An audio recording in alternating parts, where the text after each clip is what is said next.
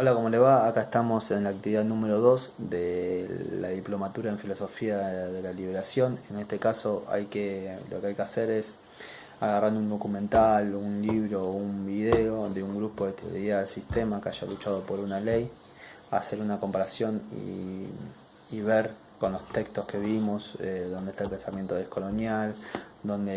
cómo figuran los derechos humanos, dónde está el poder constituido.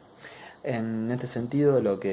con lo que vamos a trabajar es a través de Sinfonía de un Sentimiento, un documental, que son 3 tomos, y nada, aporta un poco también a cómo el movimiento obrero en Argentina eh, se va metiendo cada vez más en las funciones de la vida institucional de la política y del Estado y lucha por tener acceso a, por ejemplo, una vivienda digna, lucha a tener acceso a un aguinaldo, lucha a tener acceso a una remuneración justa. En este sentido, nada, me parecía importante primero marcar el concepto de pueblo, es decir, si bien Negri, según uno de los textos, habla de multitud, porque el concepto de pueblo no es abarcativo, se explica bien que el concepto de pueblo es todo aquel que aporta a la comunidad. Por ejemplo, no solamente aquel que vive de su trabajo, sino también aquel que tiene la pequeña pymes, aquel que tiene la pequeña empresa, como por ejemplo, bueno, hoy hubo una noticia que en Tandil cerró una empresa que tenía más de 90 años funcionando, la capital se llamaba, que quedaba en el centro de su ciudad. Yo nací en esa ciudad, y dejó a 20 personas sin trabajo. Es decir, como también el contexto, al no haber un mercado interno que se moviliza, ayuda. Es decir, el concepto pueblo abarca a todo aquel que aporte a una comunidad, a la comunidad organizada. En ese sentido se ve para el proyecto emancipador o para el proyecto descolonial se, se debe generar un poder constituido. Es decir, se debe pasar del poder constituyente, porque hoy en día tenemos un poder constituyente donde, por ejemplo, en la ley, en el artículo 14 y 14 bis, que es el único artículo que queda de la Constitución del 49, que en ese lugar estaba en el artículo 37, es que dice que el trabajador tiene derecho a una vivienda digna o a una ley de repartición de ganancias de las empresas. Y las empresas abren sus balances para ganancias, ni hoy en día está la posibilidad o el mero acceder a una vivienda digna ¿por qué? Porque la propiedad se transformó en un lucro y no en la propiedad como una función social. En ese sentido, lo que más hemos llegado en los últimos años es a tener procrear, pero para tener el procrear necesitábamos tener un trabajo en blanco,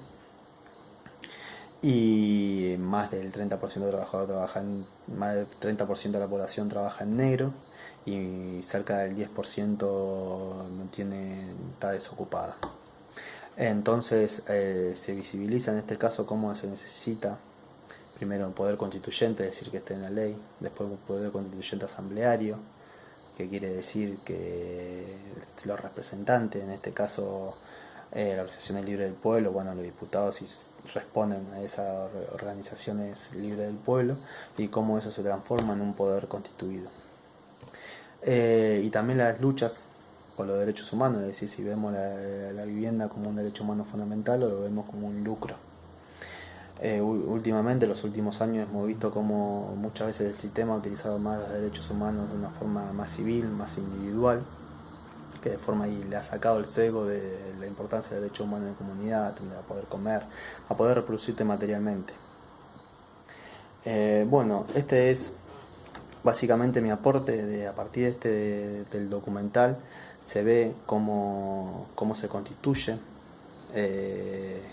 los derechos de trabajadores. Un grupo de esterilidad del sistema lucha y lleva a cabo una ley, y cómo eso también se tiene que trasladar a la lucha y a la cotidianidad, seguir para que ello siga sucediendo. Porque hoy en día, si bien en la ley tenemos el derecho a una vivienda digna, hoy en día eso no se realiza y no está, y no es un derecho que está en la realidad de los argentinos. Así que también tomar necesario el proyecto político y la disputa que hay, y cómo se visualiza la disputa del proyecto político, en este caso en Argentina. En ese momento era más denominada pueblo-oligarquía, en este caso puede ser el pueblo, sigue utilizando todo este abanico de lo que es considerado pueblo, contra la oligarquía, pero también contra los poderes financieros internacionales, contra la oligarquía local y contra la